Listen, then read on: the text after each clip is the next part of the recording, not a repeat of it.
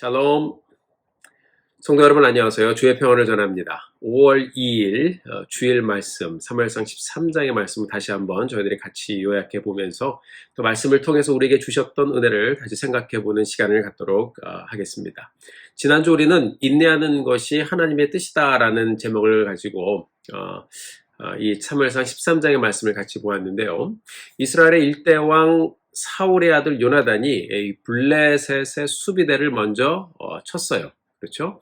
그래서 이 소식이 블레셋 전역에 다 퍼졌고 블레셋은 군사를 동원해서 전쟁 준비를 하게 됩니다. 자, 성경은 이 블레셋의 병거가 3만이고 그리고 마병이 6천 명이고 백성은 해변의 모래와 같이 많았다라고 기록하고 있습니다. 자, 말씀을 우리가 잘 보면요. 이스라엘 군대도 사울을 중심으로 일단은 모였습니다. 이스라엘 사람들은 그러나 이제 모인 자리에서 블레셋 군대들의 규모를 보기 시작합니다. 그들의 마음이 유급해지고 그 다음에 두려움에 떨고 하나 둘씩 사람들이 숨을 곳에 다 들어가 숨기 시작하고 그리고 결국 이스라엘 사람들은 하나 둘씩 그 자리를 떠나가기 시작했다라고 흩어지기 시작했다 이렇게 이제 성경에 기록이 되어 있죠.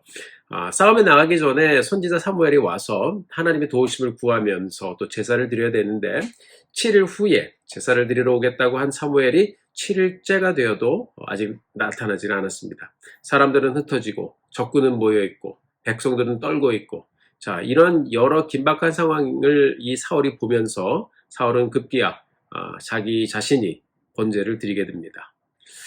큰 죄를 지은 것이죠. 자 사울 왕이 이렇게 번제를 드리고 나니까 하필이면 또 그때 사무엘이 도착을 했습니다.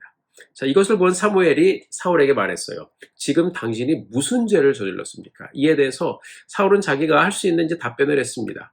왜 기다리지 못하고 번제를 드릴 수밖에 없었는지 부득이한 이유들을 설명하기 시작했습니다. 당신 사무엘이 정한 시간에 오지 않아서 백성은 흩어지기 시작했고 그리고 당신은 또 정한 날에 오지 않아서 블레셋 사람들은 언제든지 이렇게 칠 기세를 가지고서 저렇게 모여 있습니다. 그래서 내가 부득이하게 이렇게 번제를 드렸습니다. 라고 했어요. 자, 그 다음에 이 말을 들은 사무엘이 그랬어요. 왕이 망령대행을 행했습니다. 하나님이 당신에게 명하셨던 이 명령을 당신이 지키지 않았습니다. 하나님의 명령을 만약에 지켰더라면 왕의 나라를 하나님께서 영원히 세우셨을 텐데 당신이 기다리지 못하고 또 불순종한 거죠. 그래서 이런 이유로 당신이 하나님을 신뢰하지 못했기 때문에 당신의 나라가 길지 못할 것입니다.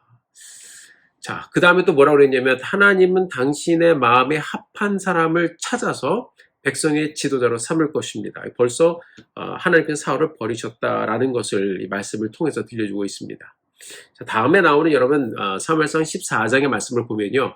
하나님의 도우심으로 이스라엘이 전쟁에서 이겨요.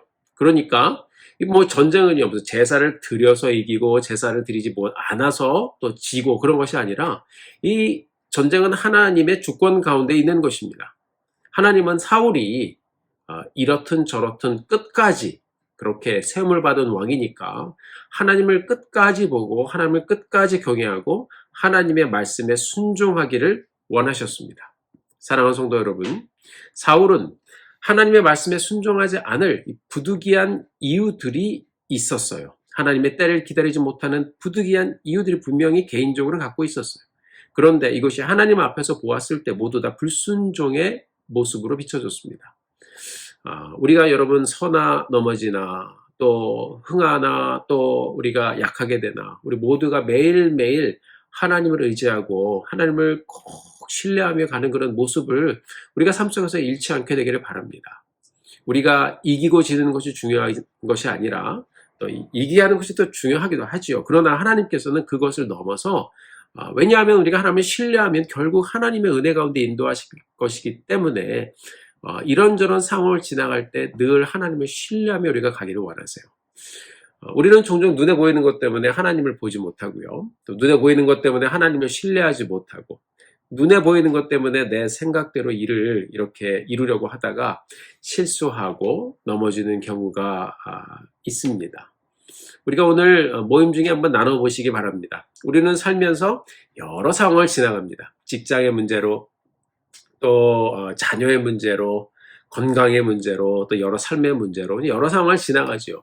자, 하나님께서는 나의 삶 가운데 귀한 길을 열어놓으시고 인도해 주시는데 내가 중간에 하나님을 전적으로 신뢰하지 못해서 기다리지 못하고 불안해하고 또 내가 위급해하고 또 인간적인 방법들을 시도하고 이렇게 막 하다가 혹시나 실수를 한 적은 있지 않은지 한번 나누어 보시기 바랍니다.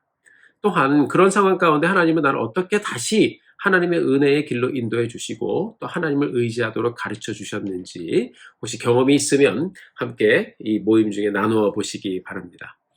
우리가 잘 아는 야고보서 1장 4절에서 사도 야고보가 말했습니다. 인내를 온전히 이루어라. 이는 너희로 온전하고 구비하여 조금 더 부족함이 없게 하려 함이니라. 자, 하나님은 우리가 최선을 다하는 삶을 살면서 하나님의 방법을 끝까지 또 하나님의 방법을 찾아서 말씀대로 우리의 삶을 가기를 원하십니다. 하박국 2장 3절에서 우리 선지자 하박국이 선포했어요. 이 묵시는 정한 때가 있다고 그랬습니다. 그 종말이 속히 이르겠고 결코 거짓되지 아니하리라. 비록 더딜지라도 같이 한번 해보실까요? 비록 더딜지라도 기다리라. 지체되지 않고 정령 응하리라. 정령 반드시 이루어지리라. 이런 말씀입니다. 자, 우리가 예수 믿고 구원받아 이제 매일매일 주님 오심을 기다리면서 우리가 이렇게 하늘 보고 살고 있습니다. 오는 한 주의 여정 우리가 가면서 어느 때는 우리가 생각하는 타임프레임하고 또 맞지 않을 수가 있어요. 여러분, 비록 더딜지라도 우리 하나님께서는 하나님의 뜻을 여러분의 삶 가운데 선하게 결국 이루실 것입니다. 지체되지 않고 정령 이루리라 하시는 하나님의 말씀을 우리가 기억하고 끝까지 하나님을 신뢰하며 복된 믿음의 여정을 다시 한번 이루어가는 우리 성도님들 되시기를 우리 주님의 이름으로 간절히 축원합니다. 축복합니다. 여러분 복된 한 주 되십시오. 샬롬.